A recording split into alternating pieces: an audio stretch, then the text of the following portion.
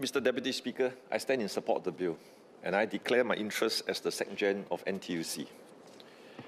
At NTUC, we believe that every worker deserves a fair chance to succeed. Fairness must rest on skill, performance, and potential, and not on personal traits that have no bearing on a person's ability to do a job. That is why NTUC has long championed for stronger, clearer, and more enforceable protections against workplace discrimination for all workers, including our PMEs who have told us that they want greater assurance of fair and equal opportunity. For instance, in 2020-2021, as part of the SNAF NTUC PME Task Force, we spoke with over 10,000 PMEs, employers and stakeholders. We heard many stories of workers, especially our mature PMEs over 40, about being passed over due to their age or nationality. After a while, they doubted their own value, and this chipped away at their confidence. I'm heartened that through NTUC and our tripartite partners' efforts over the many years, the Workplace Fairness Act was passed in January to strengthen protection against the most common forms of discrimination faced by our workers. Mr. Deputy Speaker, I raise in support of the bill today, which represents a significant step forward in ensuring that workers can seek redress when they suffer discrimination. For the first time, workers who face discrimination, whether in hiring, promotion, or dismissal, will be able to obtain individual recourse, including compensation for losses suffered. For workers, including PMEs, the process must be fair, accessible, and expeditious, while preserving the trust and harmony between workers and employers. That is why NTUC supports the mediation-first, judge-led approach to resolving workplace fairness disputes under this bill. A mediation-first process opens the space for workers and employers to understand each other's perspective and fully explore the possibilities for amicable settlement at the earliest possible stage. The Employment Claims Tribunal, ECT, judge-led approach will help workers navigate the claims process without the need for costly legal representation, which often places the workers at a disadvantaged position vis-à-vis employers.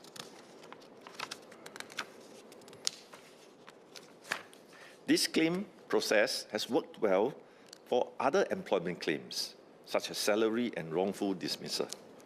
And according to MOM's 2024 Employment Standards Report, more than 80% of employment claims were resolved at TADEM within 2 months, with more than 90% of claimants fully recovering their salary payments at TADEM and the ECT.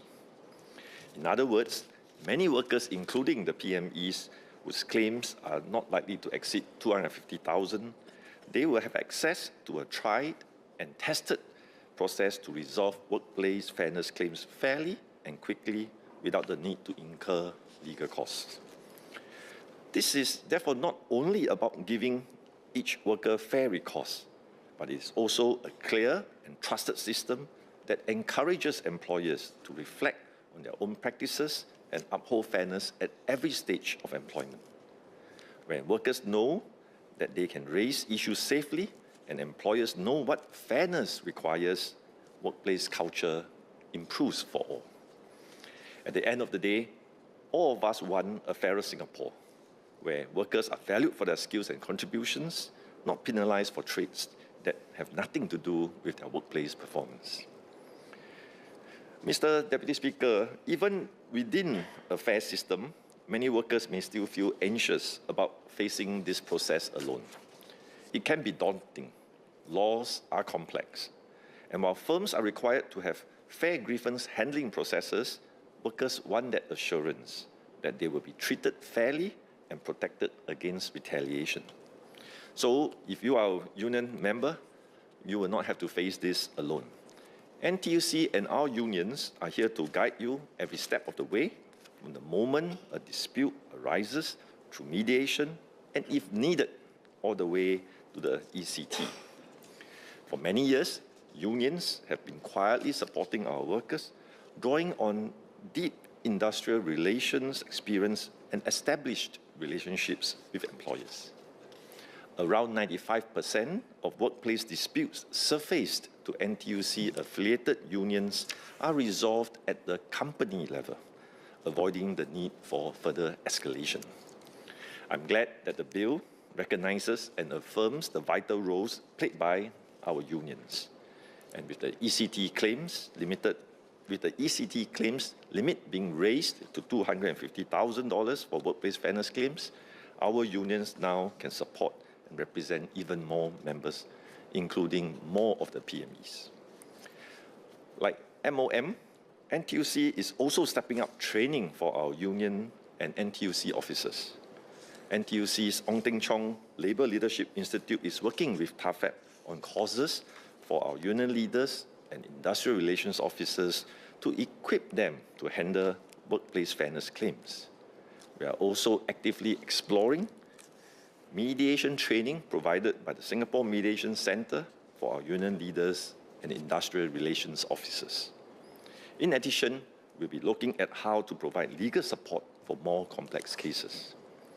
For NTUC members in non-unionized companies, our staff team of industrial relation experts and tripartite mediation advisors at NTUC stand ready to support and advise you on any claim.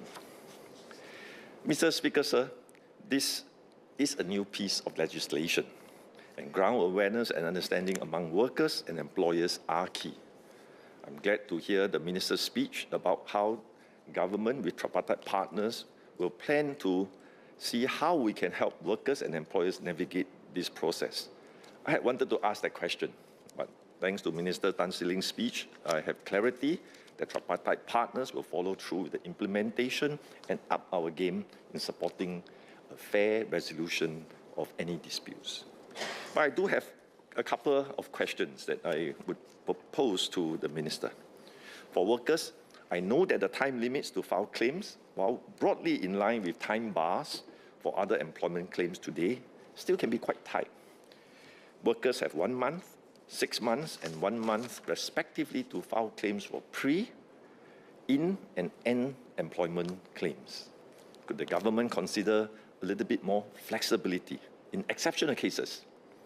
For example, if a worker did not reasonably know that they were discriminated against.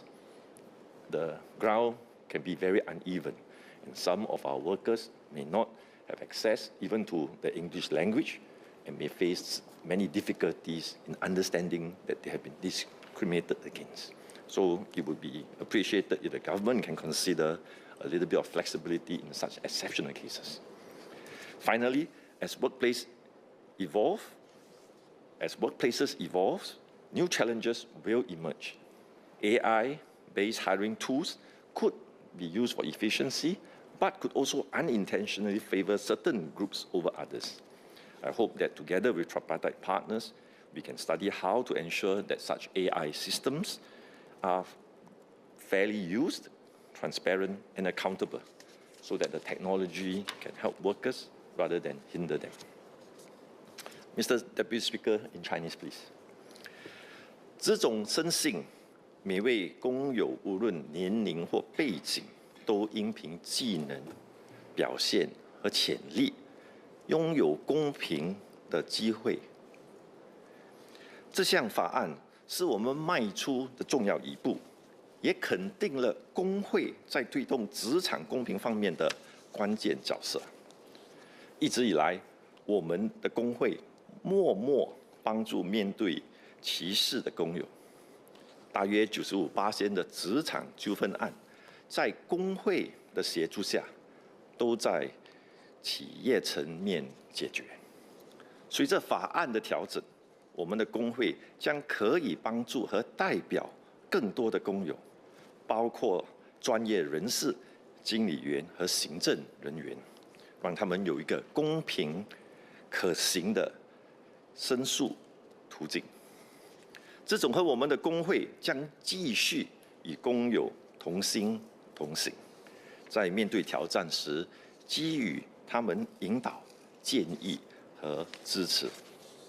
我们也要鼓励雇主趁这个计划，好好见识公司的文化和人力资源做法，确保公平和唯才是举，不是挂在墙壁上的一个口号，而是真正落实的事。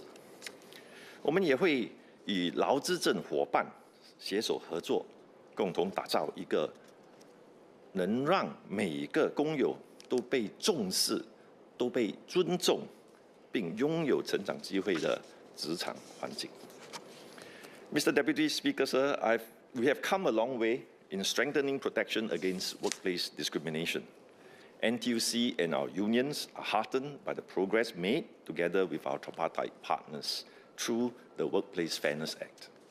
But laws alone cannot create fairness. There is still work to be done to shift mindsets, raise HR standards, and nurture strong labor management cooperation so that fairness becomes part of our workplace culture. NTUC and our unions will keep working steadfastly with employers and the government to make fairness a lived reality, where every worker is valued for their contribution, treated with dignity, and given a fair chance to progress, because every worker matters. I support the bill.